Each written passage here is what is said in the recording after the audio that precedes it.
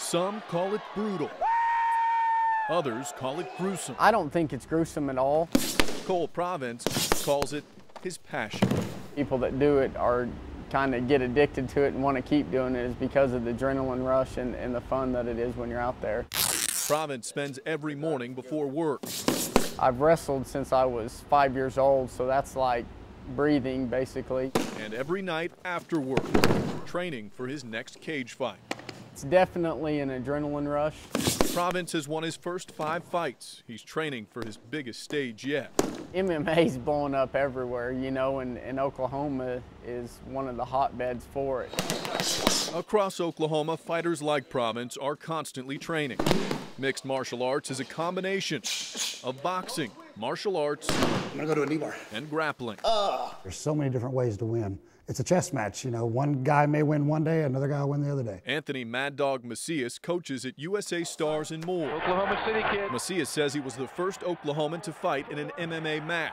He entered the cage in UFC 4 before gloves and weight classes entered the equation. I've broken arms, I've broken legs. no playing around with that. Kicked out teeth. Since Macias first entered the cage, things have changed.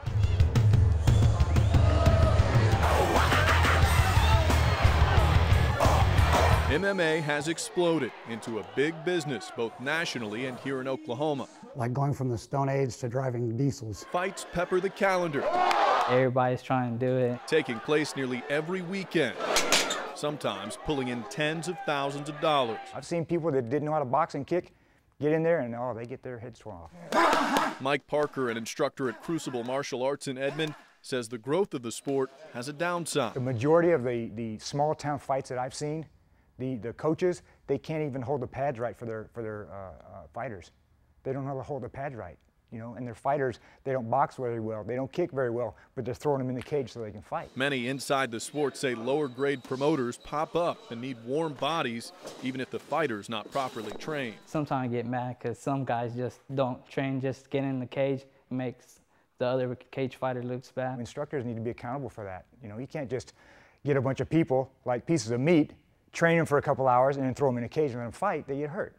Have you seen that? Oh, yeah. While some say small events are giving the sport a black eye, other events like this one at the Fire Lake Casino have strict guidelines and more experienced fighters. This is the venue where Cole Province will try to remain undefeated. I'm always going to put on a good show, you know, if the other guy will fight, you know, because I'm going to. Province's opponent does not make it past the first round. He submits when Province chokes him from behind. That's when the training pays off. And in the end, fighters say the best training will prevail. You can quit at any time. All you got to do is tap the mat.